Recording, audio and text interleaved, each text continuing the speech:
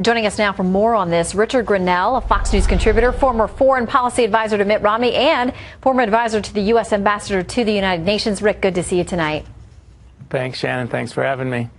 What do you make of this situation? I mean, this video, if you watch it, it's 13 minutes long, and you never know what kind of duress is going on. But certainly the facts are the facts. I mean, this man says he went to Pakistan because he wanted to be able to help his government. Now he feels like his government has nothing to do with helping him. Well, when you watch that video, it's heartbreaking. Certainly, your heart breaks for not only him, but his family. And yet, I have to say that the Obama administration is doing the exact correct thing. We cannot negotiate with al-Qaeda. Obviously, by negotiating with terrorist groups, you immediately encourage them to take Americans.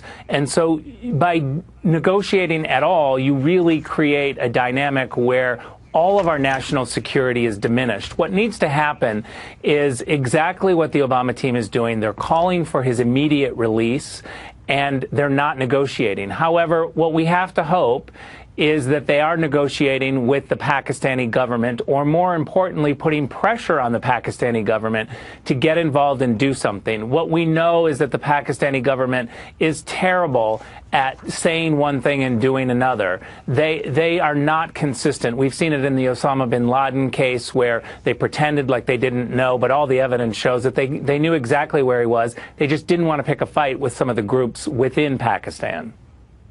Very delicate situation. All right, I want to turn you to another international headline this week. Another troubling headline from overseas on Christmas. A pair of twin bombings killing some 37 people in Iraq on Christmas Day. These were targeted attacks, we believe, specifically on a Christian neighborhood and a mass at a Catholic church. Rick, I will say that the administration's taken some heat in the past for not being as outspoken and protective as they should have been on attacks on Christians in Syria and elsewhere.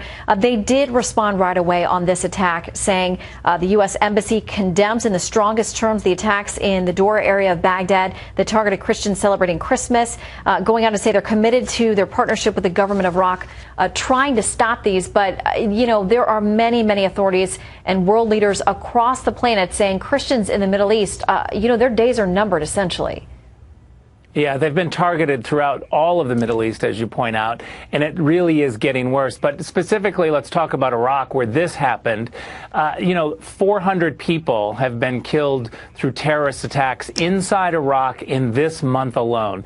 8,000 people this year. So the situation in Iraq has really become a terrible downward spiral, and we've got to fix that. We've got to be able to figure out a way, after all of the sacrifice that we have made for Iraqis' freedom. It is just sad that the Obama team was not able to put in place a status of forces agreement so that we could have a small contingency of troops, American troops, in Iraq to make sure that these types of situations do not happen.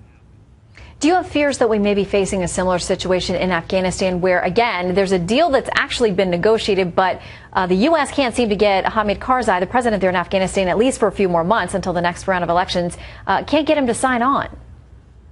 Yeah, I mean, this administration has been terrible at negotiation across the board, whether it's Iran or Syria or Afghanistan, with our status of forces agreements. But I have to say that the more important country between Iraq and Afghanistan is Iraq. I don't care what the Obama team tells us. Afghanistan has been not very strategic for the United States, but Iraq was very strategic. If we had American troops sitting in Iraq, it certainly would have been a better situation for the Syria crisis, as well as our negotiations with Iran. Rick, I got to say, it is great to see you looking so healthy and so good, and we're wishing you all the best going into 2014. Thank you very much. I got some hair back. You do. It looks fabulous. Thanks again, Rick.